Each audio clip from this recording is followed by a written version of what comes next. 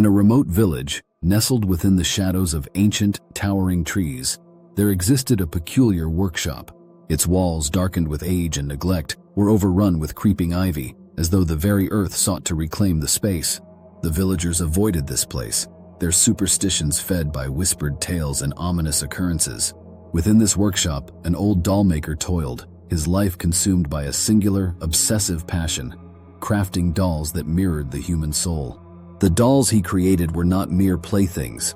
They were lifelike, with eyes that seemed to follow one's every movement, and faces that held expressions of such uncanny realism that they disturbed those who gazed upon them. The dollmaker's skill was unmatched, but it was said that he worked with a fervor that bordered on madness, pouring not just his craftsmanship, but something deeper, something darker into each creation. The dollmaker was a recluse, shunning the company of others, finding solace only in his work. He rarely ventured beyond the confines of his workshop, and when he did, his appearance sent shivers down the spines of those who saw him. He was gaunt, with skin as pale as the porcelain he molded, and eyes sunken deep into his skull, like twin abysses that harbored unspeakable secrets. His hands, though steady in their craft, were gnarled and twisted, as if shaped by the very tools he wielded. As the years wore on, the dollmaker's obsession deepened. He sought to create a doll that was not merely lifelike but alive, imbued with the essence of a human soul. He believed that if he could perfect his craft, he could capture the very spirit of life, trapping it within the cold, unyielding form of a doll. This ambition, however, required more than skill. It required a sacrifice. His workshop became a place of dark rituals, where the boundaries between life and death, the natural and the supernatural, were blurred.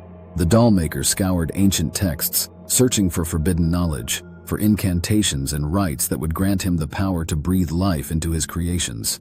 The dolls he made during this time were infused with something unsettling, an aura that radiated malevolence.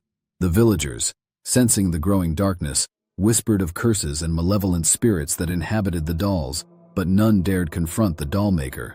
Among the many dolls he crafted, there was one that stood apart. It was his masterpiece, the culmination of all his years of work, his relentless pursuit of perfection. This doll was unlike any other.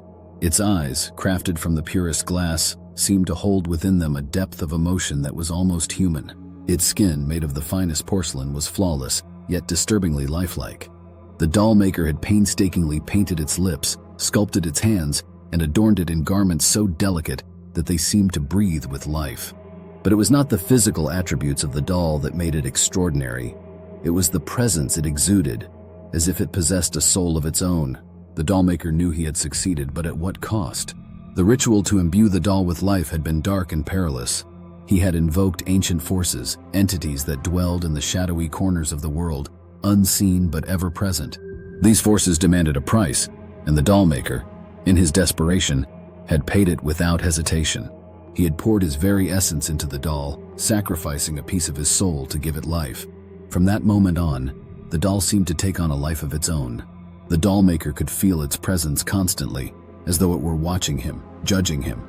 At times he thought he saw it move out of the corner of his eye, its head turning slightly, its eyes flickering with an unnatural light.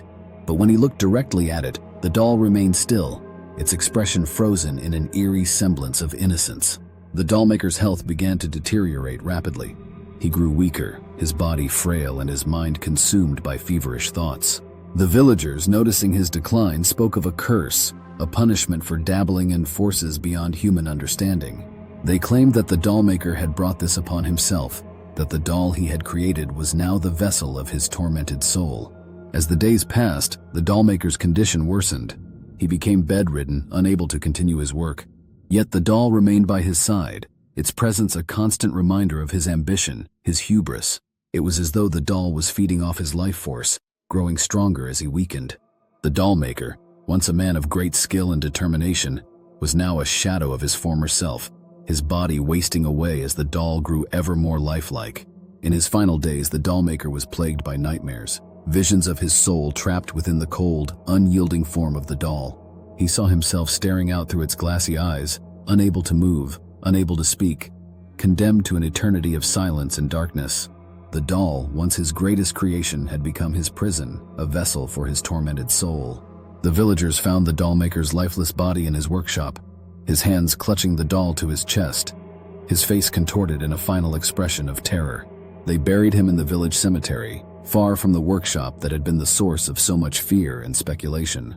But the doll remained in the workshop, untouched, abandoned along with the tools and materials of the dollmaker's trade. Years passed and the workshop fell into ruin, overgrown with weeds and vines. The villagers spoke of the doll in hushed tones, warning their children never to venture near the place. They believed that the doll was cursed, that the spirit of the dollmaker still inhabited it, watching and waiting. But curiosity is a powerful force, and there are always those who seek out the forbidden, the unknown. One such person, a traveler passing through the village, heard the tales of the doll and was intrigued. He dismissed the villagers' warnings as mere superstition, relics of a bygone era. He made his way to the workshop, determined to see the fabled doll for himself. Pushing aside the rotting door, he stepped into the gloom of the abandoned workshop. The air was thick with dust, and the floor creaked beneath his feet. The traveler's eyes adjusted to the dim light, and he saw the doll, sitting on a shelf, its glassy eyes staring out into the darkness. It was just as the villagers had described, eerily lifelike, with an expression that seemed almost human. The traveler, skeptical by nature, reached out to touch the doll, brushing away the dust that had settled on its porcelain skin. As his fingers made contact with the doll, a chill ran through his body, a sensation so cold and unnatural that it left him momentarily paralyzed. The doll's eyes seemed to glow with a faint, otherworldly light, and for a brief moment, the traveler felt as though he were being watched, not just by the doll, but by something else, something malevolent, ancient, and powerful. He recoiled, pulling his hand away, and the sensation faded as quickly as it had come. The doll's eyes returned to their glassy stillness, and the workshop was silent once more. But the traveler could not shake the feeling that something was wrong, that he had disturbed something that should have been left alone. He left the workshop hurriedly, his skepticism replaced by an uneasy sense of dread. The traveler returned to the village, but he found no comfort there. The villagers, seeing the fear in his eyes, knew that he had encountered the doll, and their warnings became more insistent. But it was too late. The traveler, once confident and curious, was now haunted by what he had seen. He could not forget the sensation of being watched, the coldness that had gripped him when he touched the doll. He began to fear the night, for in the darkness, he would hear whispers, soft, indistinct voices that seemed to emanate from the very shadows. The traveler's condition deteriorated rapidly, much like the dollmaker before him. He became withdrawn, paranoid, convinced that the doll was watching him, even from afar. He tried to leave the village, to escape the reach of the curse, but no matter how far he traveled, the whispers followed him. His nights were plagued by nightmares, visions of himself trapped within the doll, staring out through its glassy eyes, unable to move or speak, condemned to an eternity of silence and darkness. The traveler's fate mirrored that of the dollmaker. He was found dead in his lodgings, his face contorted in an expression of abject terror, his hands clutching an empty space as though he had been holding something. A doll, perhaps. The villagers, upon hearing of his death, were not surprised. They knew the curse had claimed another victim, and they resolved to leave the workshop undisturbed, allowing the doll to remain in its cursed solitude. But the doll, it seemed, was not content to be forgotten. Over the years, others would hear the tale and seek out the workshop, drawn by curiosity or disbelief. And each time the result was the same. Those who encountered the doll were never the same afterward.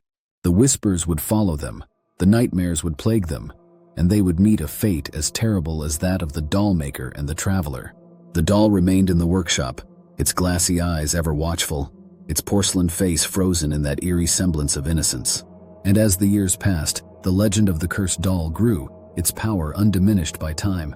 The villagers continued to tell the tale, warning all who would listen, but the doll's curse was not so easily escaped. For the doll, once a creation of human hands, had become something far more sinister, a vessel for a tormented soul, a harbinger of death and despair. And as long as the doll remained, the curse would endure, claiming new victims, trapping their souls within its cold, lifeless form. The question that haunted the village, that haunted all who knew the tale, was a simple one.